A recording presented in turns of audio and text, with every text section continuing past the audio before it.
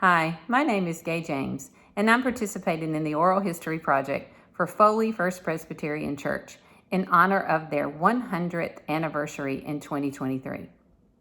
I was born and raised in Waycross, Georgia, and attended Waycross High School, where I had a choral director by the name of Mary Swindle. Mary was from Foley, Alabama, and I actually visited Foley in 1978. Little did I know that 8 years later, I would move here and still live here at this time. I attended Troy State University from 1978 to 1982. I graduated with a degree in music education and found my first job in Thompson, Georgia, near Augusta, teaching elementary music. I did that for 3 years, and then I quit and took a job as a legal secretary in Augusta. In 1986, I moved to Foley, Alabama, and was a legal secretary for the firm of Mary Murkison and Larry Sutley. I began attending the Old First Presbyterian Church because my boyfriend at the time was singing in the choir, who was the assistant band director under Don Snowden at Foley High School. And Don Snowden was the choir director at First Presbyterian Church.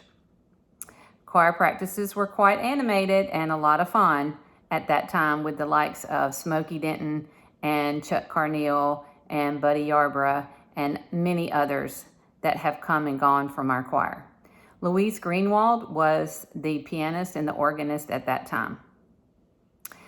The church had also just called Sanford Turner as a new pastor, and that began a 16-year journey with him and his family as pastor of First Presbyterian Church.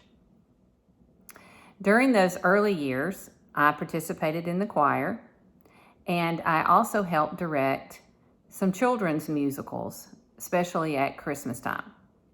One in particular was the story of Silent Night. Our young son, Benjamin, was born in 1993, and he basically grew up in the church, spending lots of time in the nursery with many caregivers. After Louise Greenwald retired, Steve started playing the organ, and I played the piano at times. And then after we divorced, I took on both jobs as organist and pianist. There were many people in Foley First Presbyterian Church that helped me through that time, and especially when I went back to school to get my master's degree. Jack and Sue Kimsey served as wonderful grandparents for Ben and kept him many nights, and also Deborah and Forrest Mixon did the same. If it weren't for them, I'm not sure I would have gotten that master's degree. Also, in the law office, I met Cynthia and Bob Malone as they did many of their real estate closings, and that led me to meeting Jack and Sue Kimsey when they came to Foley and bought their first house. I did get my master's degree and went back to teaching in 1997, where I taught elementary music, and I was itinerant, so I've taught in many schools: Alberta, Magnolia, Orange Beach, Gulf Shores, Fairhope K-1 Center, Swift School, but I will probably finish my career in the next coming years at Gulf Shores Elementary.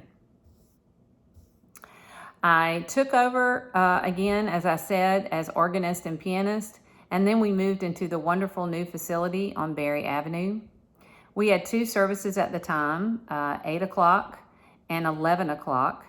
So Sunday mornings were quite busy and long for Benjamin and myself. But we had many people to take care of Benjamin when I was playing. Miss Terry Bauer was in our nursery, and she took such good care and just loved on Ben for many, many years. And then there were others who took care of him and let him sit with them in church while I was playing. In 1998, my husband, George James, and I were married in the sanctuary by Sanford Turner. And a funny little coincidence was, while George was in high school at Foley High School, he dated the daughter of Jean Thompson Glisson. And Jean really didn't care for George at that time. But after George and I were married and Jean got to know him a little bit better at this time, she told me that I had a really good catch, and I think so too. I also served as director of children's music in our Logos program. I think the program was called Worship Skills, and we did a lot of singing in church and big Christmas musicals. One of my favorite memories will be Benjamin playing the guitar and singing Twinkle Twinkle Little Star in a cowboy voice. I also participated in the Logos program and even serving as director for several years. Our youth participated in the Montreat retreats in the summertime, and I got to go twice as a chaperone and once with Jill McGuire, Jordan. I ended up playing the piano for about 22 years and then got a break when Laura and William Mixon joined our church, and William took over the organ duties, and I got a little bit of a vacation there. Our church has had many struggles in the last coming years with COVID and then the hurricane damage, but I've always been encouraged about how our church is so resilient and also so generous, whether it be with the Angel Tree Ministry or the ecumenical ministries, or even when one of our members or staff needs some help. I am playing the organ once again, and I love participating in the music ministry again, and there are so many faithful memories. And I love participating with Amy Morgan, our pianist, and our choir directors, Donna Toller and Ty Crabtree. I think I have served with at least 10, if not more, choir directors, and 3 or 4 or 5 ministers, being senior pastors, junior pastors, or interims.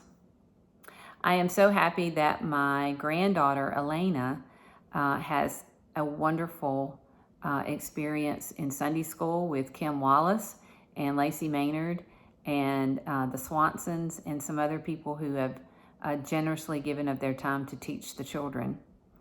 Our congregation has changed over the years, but I can confidently say that Foley First Presbyterian has been a mainstay in my life for all these years, and I hope it will continue for many more.